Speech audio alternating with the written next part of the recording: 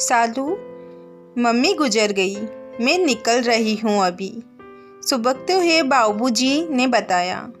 मैं उनसे एक शब्द भी नहीं बोल पाई। बोल ही कहाँ पाती, सूचना ही इतनी अप्रत्याशित थी। सुनकर जैसे यकीन ही नहीं आया, और जब तक यकीन हुआ फ़ोन कट चुका था। इतना ही नहीं पूछ पाई कि यह सब कैसे और कब हुआ। वे माने न माने, पर यह सच है कि जितना हम बुआ को प्यार को तरसते हैं, उतनी ही हमारी कभी बुआ जी से भी महसूस की होगी। हमारे संबंधों में लक्ष्मण रेखाएं मम्मी पापा ने खींच दी। इसमें हम दोनों बहनें कहाँ दोषी हैं। कहते हैं कि माँ बाप के कर्मों की सज़ा उनके बच्चों को भोगनी पड़ती है, सो भोग रहे हैं, कारण चाहे कुछ भी हो। कितना कितना समान बुआ जी हम दोनों बहनों को लेके आती थी। बुआ जी की कोई बेटी नहीं थी और हमारा कोई भाई नहीं था, बस बुआ जी ही थी। अंततः अकेला बुआ हर रक्षाबंधन पर दौड़ी चली आती। उमेश और नवीन भैया के हमसे राखी बंधवाती, और राखी बधाई में भैया हमें सुंदर ड्रेस देते। साथ में होती मैचिंग क्लिप, रुमाल, चूड़ियाँ, टॉफ़ी और चॉकलेट। हम बुआ जी के आगे पीछे घूमते। बुआ जी अपने साथ बाजार ले जाती, आइसक्रीम खिलाती, कोक पिलाती। ढेरों सामान से लदे जब हम घर में घुसते तो दादी माँ बुआ जी को डांटती। इतना खर्च करने की क्या ज़रूरत थी। इन दोनों के पास इतना सामान है, खिलौने हैं, पर इनका मन भरता ही नहीं। बुआ जी हंसकर कहती, मम्मी अब घर में शैतानी करने वाली ये दो बच्चियां ही तो हैं। घर कैसा गुलजार रहता है। ये हमारे बुआ भतीजी का मामला है। कोई बीच में नहीं बोलेगा। थोड़े बड़े हुए तो मुट्ठी में बंद सितारे बिखर गए। बुआ जी को बुलाना तो दूर, पापा जी ने उनका नाम तक लेने पर पाबंदी लगा दी। बुआ जी आती, भैया आते तो हम चोरी चोरी उनसे मिलते। वह प्यार करती तो हम उनकी आंखों को नम हो जाती। पापा मम्मी ने कभी बुआ जी को अपने घर पर नहीं बुलाया, भैया से भी नहीं बोले, जबकि बुआ जी हम पर अब भी जान छिड़कती थी। राखियाँ खुल गई, रिश्ते बेमानी हो गए। कैसे इंतज़ार करूं कि कभी बुआ जी बुलाएगी और कहेगी, सालू और सालिनी तुम अपनी बुआ जी को कैसे भूल गई, कभी अपनी बुआ के घर आओ ना। कैसे कहती बुआ जी। उनके आगे रिश्तों का एक जंगल उगाया था और उसके पार बुआ जी आ नहीं सकती थी। जाने ऐसे कितने ही जंगल रिश्तों के बीच उगाए, जो वक्त वक्त खरोच कर लहूलुहान करते रहे। बुआ जी के एक फ़ोन से कितना कुछ सोच गई मैं। अतीत से बाहर आकर अपने कर्तव्य की ओर उन्मुख हुई।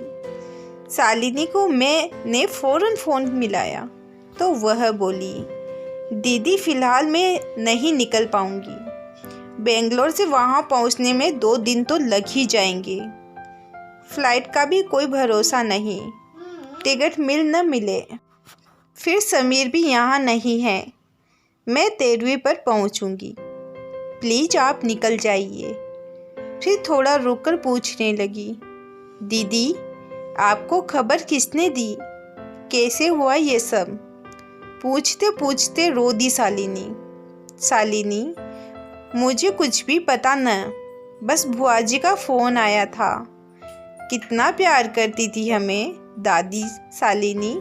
क्या मेरा जाना मम्मी पापा को अच्छा लगेगा? क्या मम्मी पापा भी अंतिम प्रणाम करेंगे? नहीं दीदी, यह समय रिश्तों को तोड़ने, हमें तो अपनी दादी के करीब उनके अंतिम क्षणों में जाना चाहिए। दादी को अंतिम प्रणाम के लिए मेरी ओर से कुछ फूल भी नहीं हैं। मम्मी पापा अपने रिश्ते जाने, ज़रूर चढ़ा देना। मैंने भी तनिष्क के ऑफिस फ़ोन मिलाया। और उन्हें भी कुछ दुखद समाचार से अवगत करवाया। तुम तैयार रहना सालू, मैं 15 मिनट में पहुंच रहा हूँ। फ़ोन रख मैंने अलमारी खोली और तैयार होने के लिए साड़ी निकालने लगी। तभी दादी की दी हुई कांजीवरम की साड़ी पर नज़र पड़ी। मैंने साड़ी छुई तो लगा दादी को छू रही हूँ। उनका प्यार मुझे सहला गया। दादी की दी हुई एकाएक चीज पर मैं हाथ फेरकर देखने लगी। इतना प्यार इन चीज़ों पर इससे पहले मुझे कभी नहीं आया था। आंखें बही जा रही थी। दादी की दी हुई सोने की चेन, अंगूठी, टॉप्स को देने का उनका ढंग याद आ गया। लौटते समय दादी चुपचाप मुट्ठी में थमा देती। उनके देने का यही ढंग, अपना मुट्ठी भर प्यार मुट्ठी में ही दिया। तनिष्क को भी जब चाहे कुछ न कुछ मुट्ठी में थमा देती। एक दो बार तनिष्क ने मना करना चाहा तो बोली, तनिष्क बेटा, इतना सा भी अधिकार तुम मुझे नहीं देना चाहते। तुम्हें कुछ देकर मुझे सुकून मिलता है। और इतना कहते कहते उनकी आंख भर आई थी। तभी से तनिष्क दादी से मिले रुपयों का एक छोटा सा फूल बनाकर संभाल कर रख देते और मुझे भी सख्त हिदायत दी कि मैं दादी के मिले हुए पैसे खर्च न करूं। मुझे नहीं पता कि मम्मी पापा का झगड़ा दादा दादी से किस बात पर हुआ, बस धुंधली सी याद है।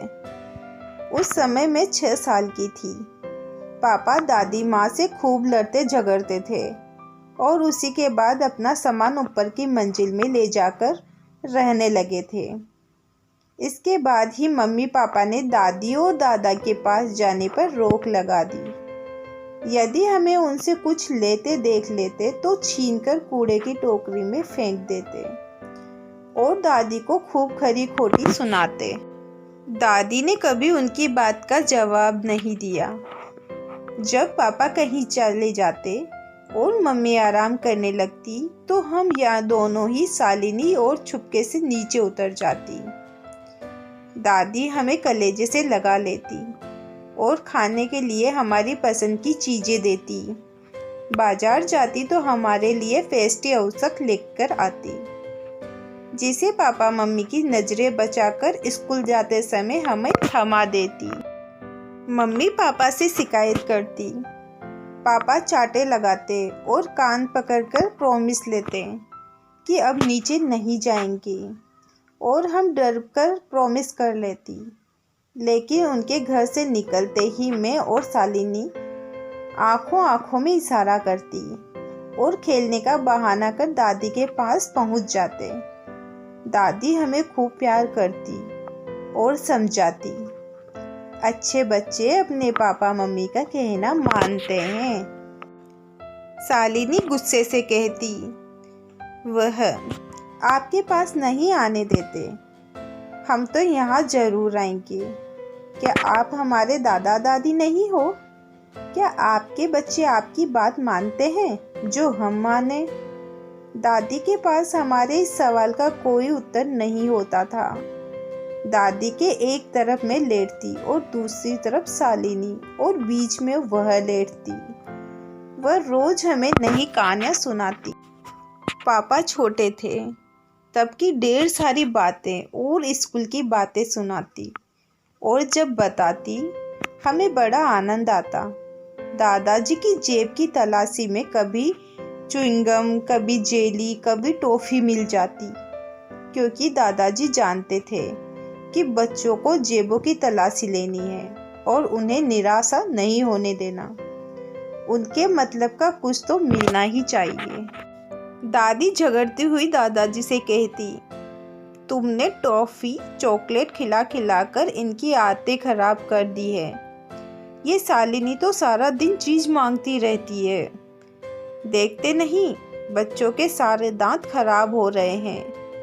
दादाजी चुपचाप सुनते और मुस्कुराते रहते।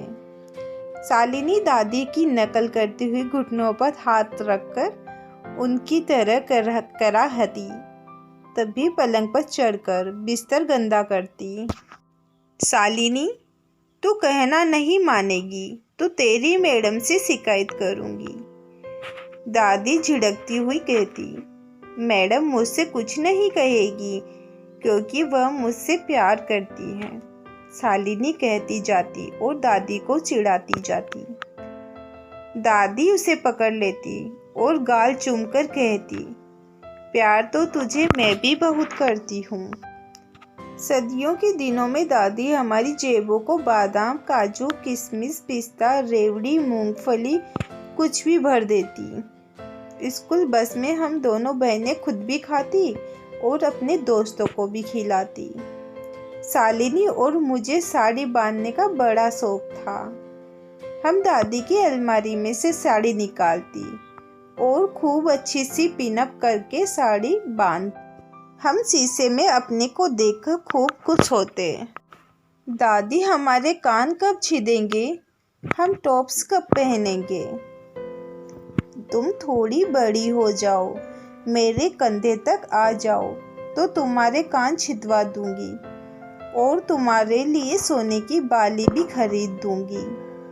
दादी की इन बातों से हम आश्वस्त हो जाती और रोज अपनी लंबाई दादी के पास खड़ी होकर नापती। एक बार दादाजी और दादी मथुरा घूमने गए। वहाँ से हमारे लिए जरी गोट टेप चला वाले लहंगे लेकर आए। हम लहंगे पहनकर खूब देर तक नाचती और वह दोनों तालियां बजाते।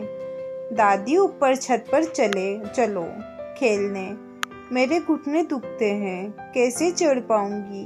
दादी आपको चढ़ना नहीं पड़ेगा, हम आपको ऊपर ले जाएंगी। वह कैसे बिटिया, उन्हें आश्चर्य हुआ। एक तरफ से दीदी हाथ पकड़ेगी, एक तरफ से मैं, बस आप ऊपर पहुंच जाओगी। शालिनी के ऐसे लाड भरे उत्तर पर दादी उसे गोद में बिठाकर चूम लेती।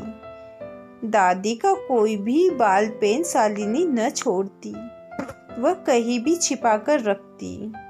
शालिनी निकाल कर ले जाती, दादी डांटती, तब तो दे देती, लेकिन जैसे ही उनकी नज़र बचती बाल पेन फिर गायब हो जाती।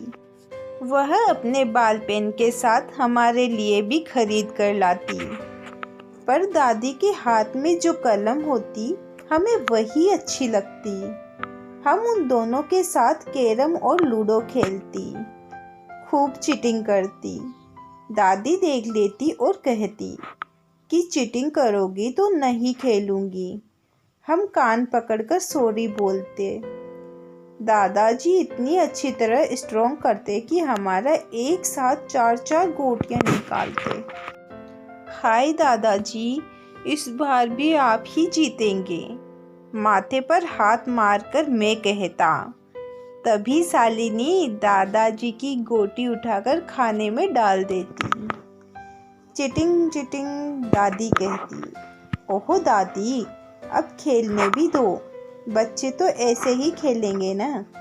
अभी शालिनी की प्यारी सी बात पर हंस पड़ते हैं। दादी आपके घुटने दबाऊं, देखो दर्द अभी कैसे भागता है।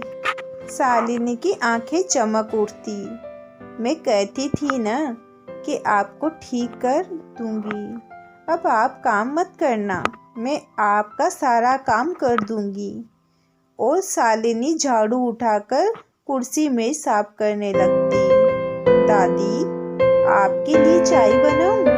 पूछते पूछते शालिनी रसोई में पहुंच जाती। लाइटर उठाकर गैस जलाने की कोशिश करती। दादी वहीं से आवाज लगाती, चाय रहने दे शालिनी, एक गिलास पानी दे जा और दवा का डब्बा भी। शालिनी पानी लाती और अपने हाथ से दादी के मुंह में दवा डालती। एक बार मैं किसी शादी में गई थी, वहाँ बच्चों का झूला लगा था। मैं भी बच्चों के साथ झूलने लगी। पता नहीं कैसे झूले से मेरा पैर फंस गया। मुश्किल से सबने खींचकर मेरा पैर निकाला। बहुत दर्द हुआ, पाँव सूज गया, चला भी नहीं जा रहा था। मैं रोते रोते पापा के साथ घर आई। पापा ने मुझे दादी के पास जाने नहीं दिया। जब पापा मम्मी गए तब मैं छुपके से दीवार पकड़कर सीढ़ियों पर बैठ कर नीचे उतरी। दादी के पास जाकर रोने लगी। उन्होंने मेरा पैर देखा, मुझे बिस्तर पर लेटाया, पैर पर मुंह की मालिश की, हीटर जलाकर सिकाई की और गोली खाने को दी।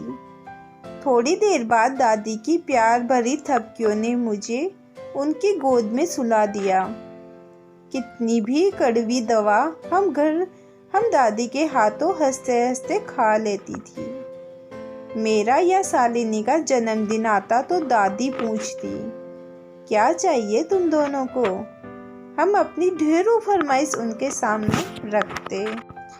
वह हमारी फरमाइशों में से एक एक चीज़ हमें ला देती और हम पूरा दिन का दिया गिफ्ट अपने से अलग न करती।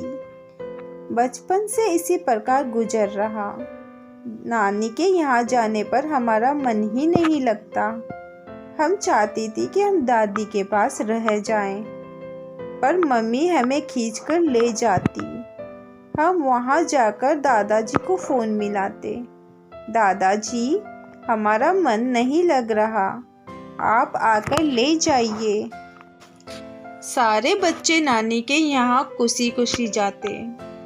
नानी खूब प्यार करती है, तुम्हारा मन क्यों नहीं लग रहा? दादाजी समझाते हुए पूछते। दादाजी, हमें आपकी और दादी की याद आ रही है। हमें न तो कोई आपने साथ बाजार ले जाता है, न चीज़ दिलाता है। नानी कहानी भी नहीं सुनाती, बस सारा दिन रोहन और रोशन के साथ लगी रहती है। हम क्या करें दादाजी?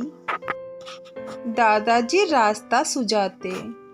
बेटा, सालू और शालिनी सुनो, तुम अपने पापा को फ़ोन करो और उनसे कहो कि हम आपको बहुत मिस कर रहे हैं, आप आकर ले जाओ।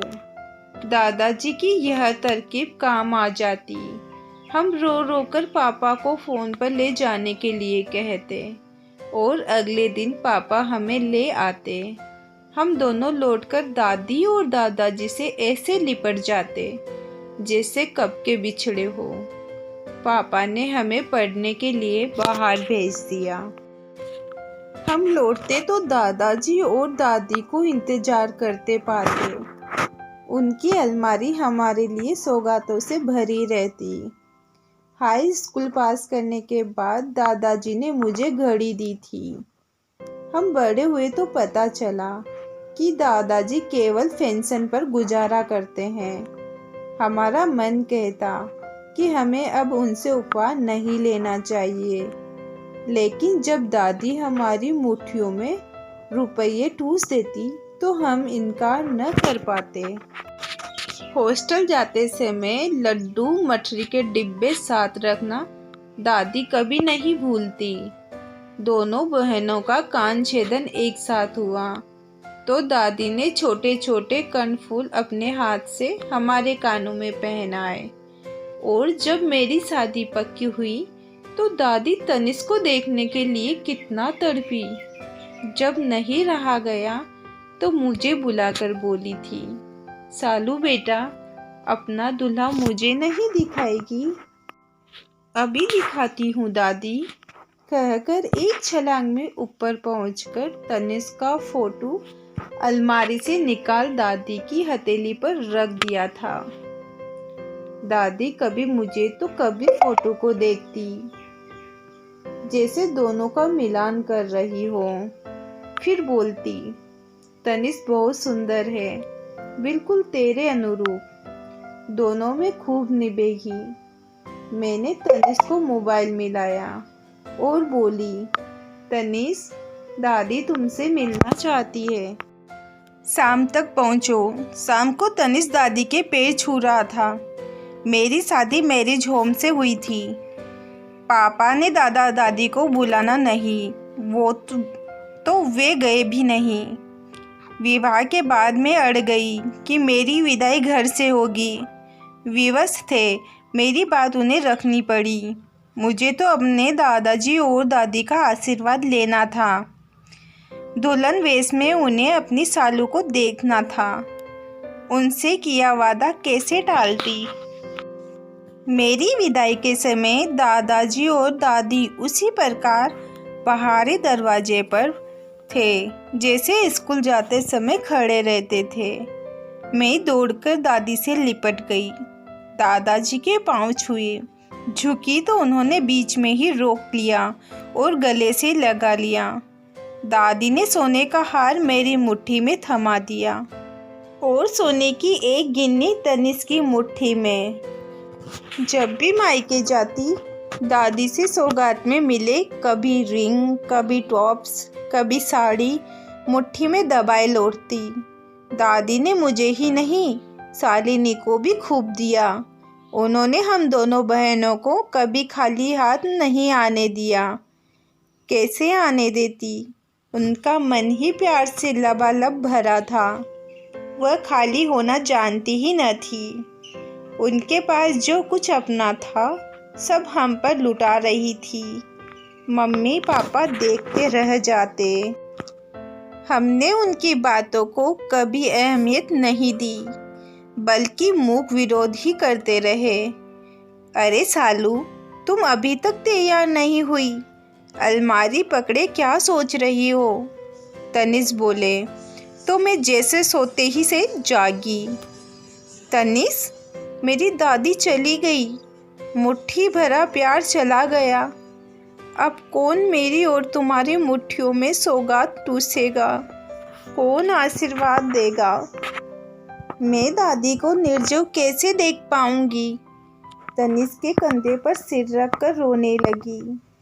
मैं जब तनिष्क के साथ वहां पहुंची तो लगभग सभी रिश्तेदार आ चुके थे। दादी के पास बुआजी तथा अन्य महिलाएं बैठी थी। मैं बुआजी को देख लिफ्ट पर लिपटकर फूट फूट कर रो पड़ी। रोते रोते ही पूछा, बुआजी, मम्मी पापा? बुआजी ने नस में गर्दन हिला दी। मैं दनदनाती हुई ऊपर जा पहुंची। मेरा रोदन शोध और क्रोध बनकर फूट पड़ा। आप दोनों को मम्मी पापा कहते हुए आज शर्म आ रही है। पापा, आपने तो अपनी माँ के दूध की इज्जत भी नहीं रखी। एक माँ ने आपको 9 महीने अपनी कोख में रखा। आज उसी का ऋण आप चुका देते। और मम्मी, जिस माँ ने अपना कोख जाया आपके आंचल से बांध दिया, अपना भविष्य, अपनी उम्मीद आपको सौंप दी, उन्हीं के पुत्र के कारण आज आप माँ का दर्जा पा सकी। एक औरत होकर उनका दिल नहीं समझ सकी। आप आज भी उन्हीं के घर में रह रही है। कितने कर्तव्य हैं आप दोनों। पापा, क्या आप अपनी ही देह से उनका खून और मज्जा को नोच कर फेंक सकते हैं जो आपको उन्होंने दिया है? उनका दिया नाम आज भी आपने क्यों नहीं मिटाया? आपकी अपनी क्या पहचान है? यह देह भी उन्हीं के कारण धारण किए हुए हो। यदि आप अपना फर्ज नहीं निभाओगे तो क्या दादी माँ यूं ही पड़ी रहेगी? आप सोचते होंगे कि इस घड़ी में दादाजी आपकी खुशामदी करें। नहीं, उमेश भैया किस दिन काम आएंगे? यदि आज आप दोनों ने अपना फर्ज नहीं पूरा किया तो इस भरे समाज में मैं आपका त्याग कर दूंगी और दादाजी को अपने साथ ले जाऊंगी। चौक में पड़े दोनों सोचने लगे, तो ऐसी नहीं थी, आज क्या हुआ इसे? सुनो सालू, तुम्हें यहाँ नहीं आना चाहिए था। क्यों नहीं आती? मेरी दादी गई है, उन्हें अंतिम प्रणाम करने का मेरा अधिकार कोई नहीं छीन सकता। आप लोग भी नहीं। होश में आओ सालू, अभी तक होश में ही नहीं थी पापा। आज पहली बार होश आया है और अब सोना नहीं चाहती। आज उस मुट्ठी भर प्यार की कसम। आप दोनों नीचे आ रहे हैं या नहीं? सालू की आवाज़ में चेतावनी की आग थी। विवश हो दोनों को नीचे जाना ही पड़ा। फ्रेंड्स, ढेरों पारिवारिक और शिक्षाप्रद कहानियाँ सुनने और पढ़ने के लिए हमारे चैनल को सब्सक्राइब करें।